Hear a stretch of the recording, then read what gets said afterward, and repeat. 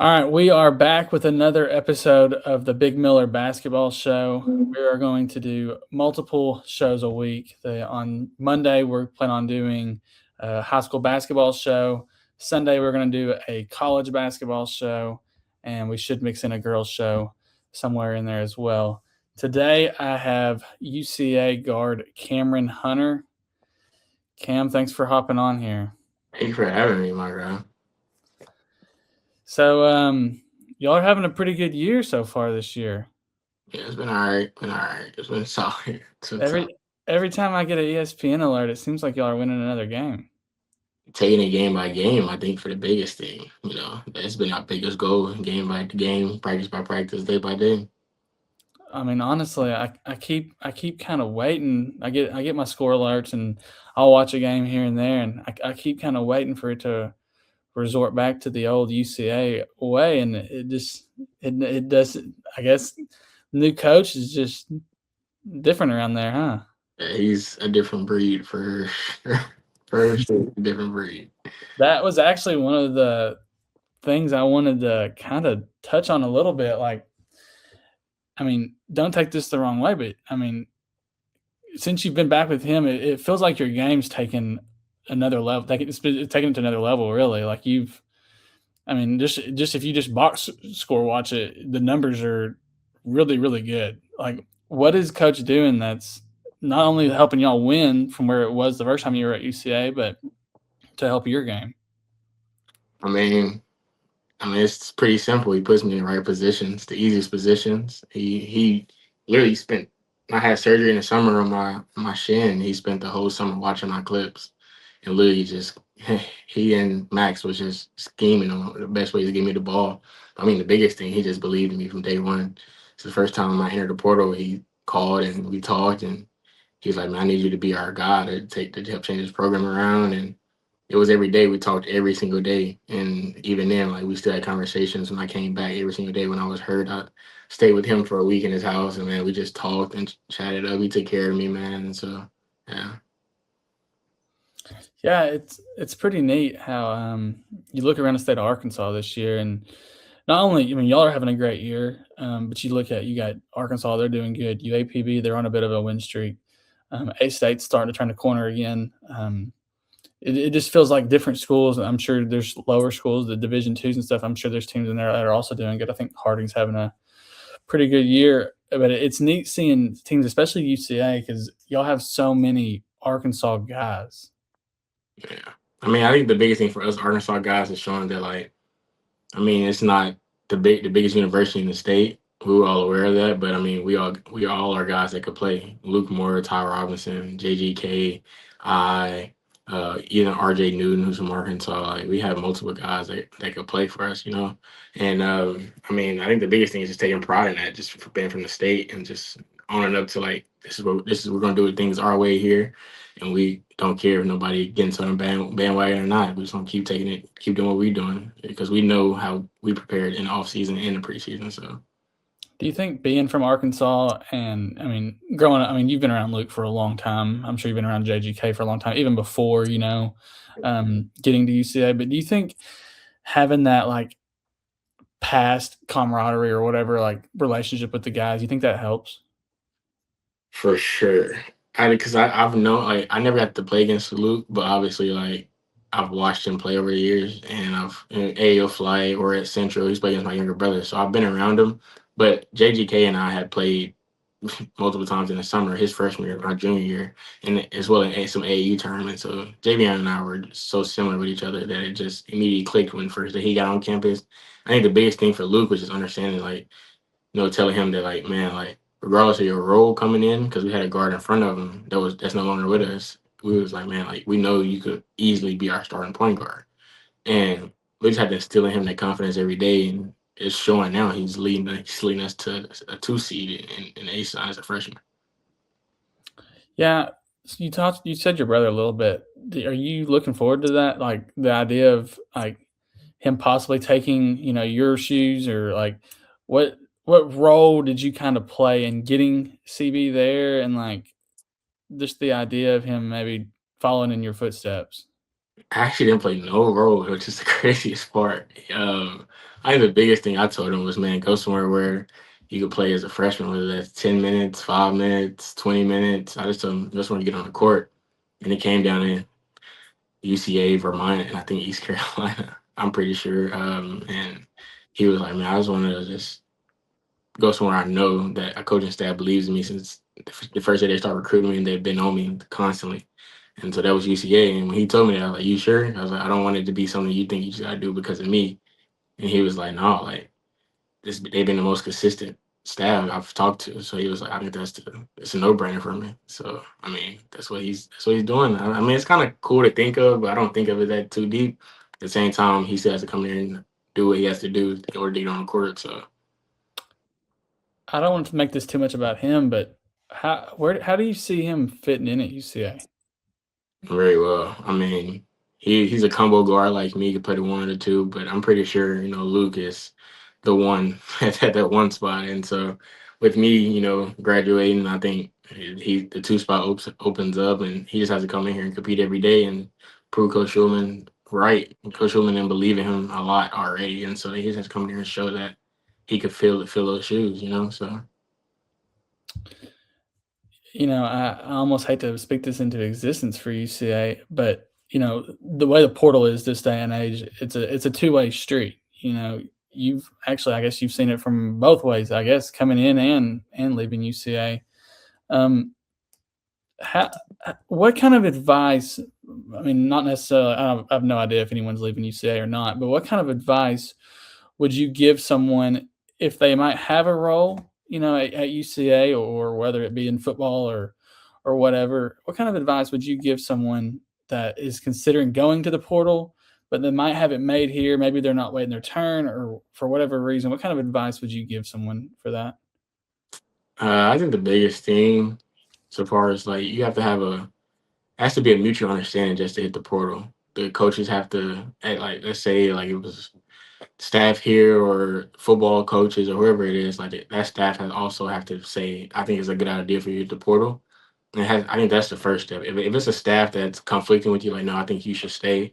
I think you should take it pretty serious to stay. I think that's the biggest thing. Because I mean, unless I really don't see too many reasons for somebody to leave unless it's a coaching change or either like things is just not going well in that program. Previous years you've been there, you have 1 or 2 years left, and you want to go somewhere to win. You know what I mean? And so I think I see that as the biggest reason. Outside of that, I mean, for football, I mean, David Walker got to the NFL from UCA. You know what I mean? And so, and then like T Bird, he's just got signed to the CFL or UFL, however you want to say it. So I mean, like it's shown its history that like you could do it. I mean, UCA football is a stumping ground for guys going pro, and then like I talked to Jordan Howard, he stayed on 4 years, and now he's in China.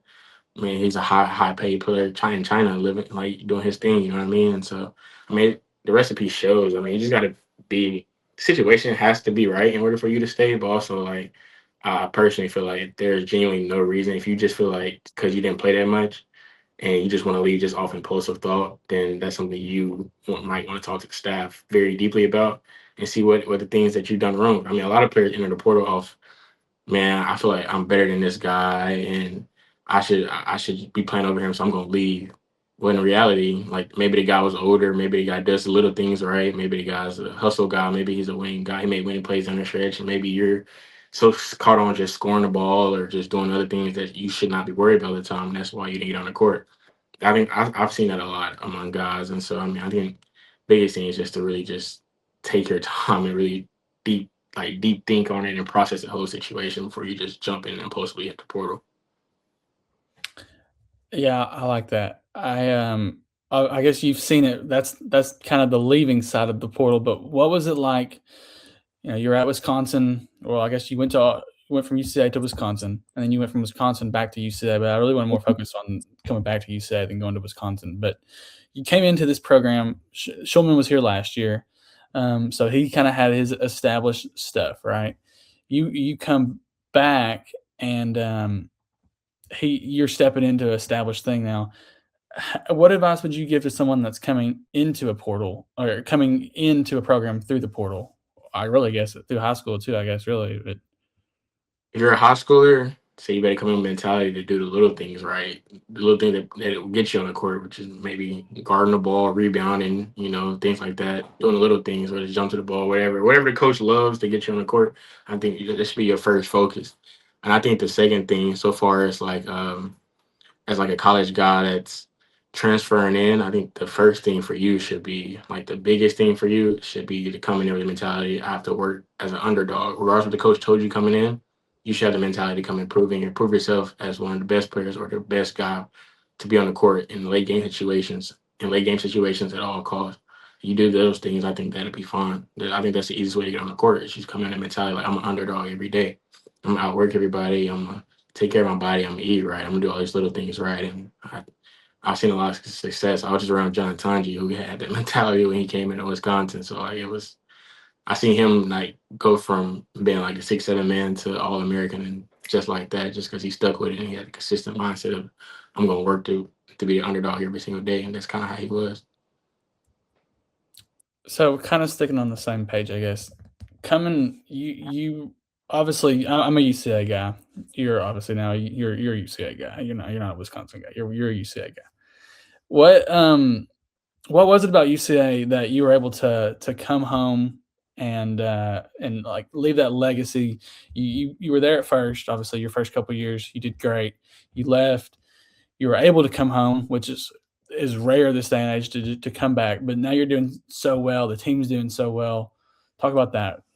Um, I honestly at the portal, I didn't honestly expect Coach Schulman to come about. If I'm be honest with you, it something that Coach Wears and I had established very like our relationship when he first recruited me as back like a sophomore or junior in high school. Like that relationship with him still being on staff, and then like Javion still being here and guys like that was here from the previous staff at UCA. Like when Coach Schulman called and we talked, it was just like I asked Javion like, "How is he? How's the staff? How's it? Like, how's it all?" And Javion told me the real what happened in his first year here. They had an injury bug. Ty went down, Javion went down, Lane went down, Tyler Lee went down, like Elias went down. All these guys were going down that was playing. They playing with 4 walk-ons or 3 walk-ons at a time and having guys doing things they could not do. And I think the biggest thing he told me was like his history of winning from the D2 level at Huntsville and then D1 at Chattanooga, and it was just like just talking to him on the phone, you could just tell he loves to win, and that's